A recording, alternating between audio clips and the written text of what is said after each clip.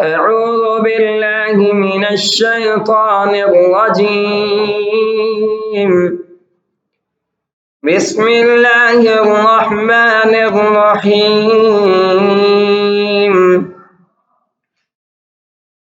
يا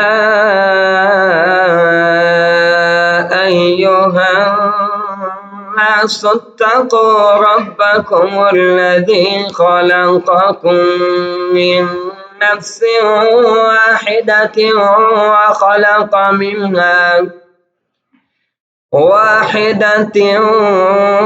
وخلق منها زوجها وبث منهما رجالا كثيرا ونساء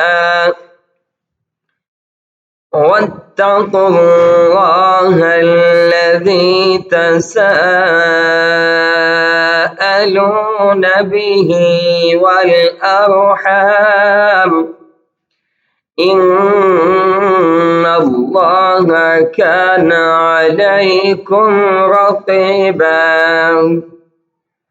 وآتوا اليتامى أموالهم ولا تتبدلوا الخبيث بالطيب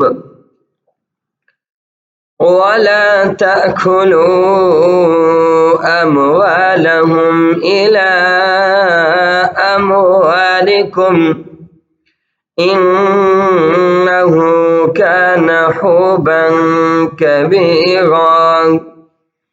وإن خفتم ألا تقسطوا في اليتامى فانكحوا ما طاب لكم من النساء مثنى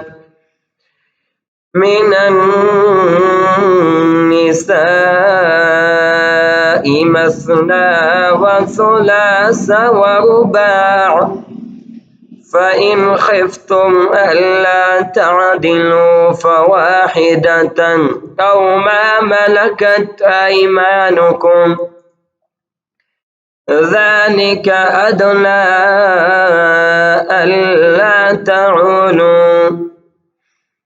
وآتوا النساء صدقاتهن نحلة فإن طبن لكم عن شيء منه نفسا فكلوه هنيئا مريئا. ولا تؤتوا السفهاء أموالكم التي جعل الله لكم قياما وارزقوهم فيها واكسوهم وقولوا لهم قولا معروفا. وابتلوا اليتامى حتى إذا بلغوا النكاح فإن آنستم منهم رشدا فادفعوا إليهم أموالهم ولا تأكلوها إسرافا وبدارا أن يكبروا. ومن كان غنيا فليستعفف ومن كان فقيرا فليأكل بالمعروف. فإذا دفعتم إليهم أموالهم فأشهدوا عليهم وكفى بالله حسيبا. للرجال نصيب مما ترك الوالدان والأقربون وللنساء نصيب مما ترك الوالدان والأقربون والأقربون ممن قل منه أو كثر نصيبا مفروضا. وإذا حضر القسمة أولو القربى واليتامى والمساكين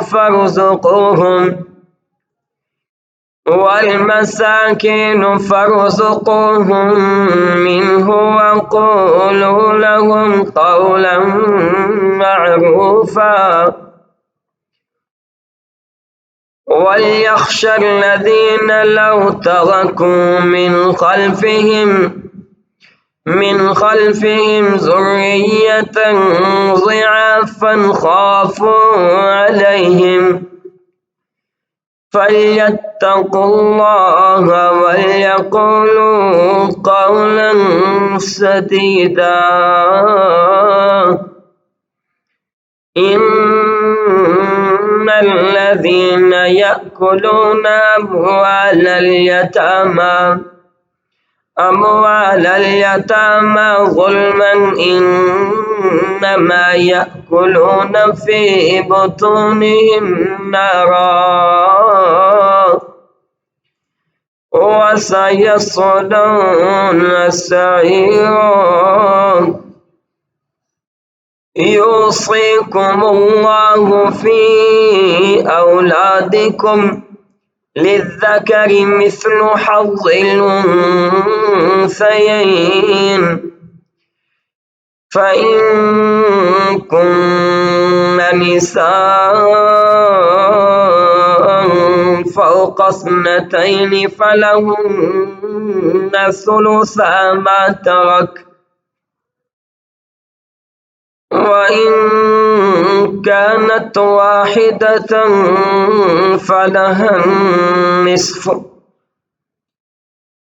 ولأبويه لكل واحد منهما السدس مما ترك إن كان له ولد، فإن لم يكن له ولد وورثه أبواه فلأمه الثلث، فإن كان له إخوة فلأمه السدس من بعد وصية يوصي بها أو دين.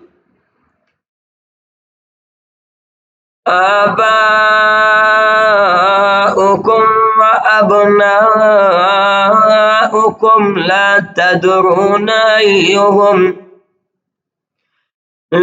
تدرون أيهم أقرب لكم نفعا، فريضة من الله،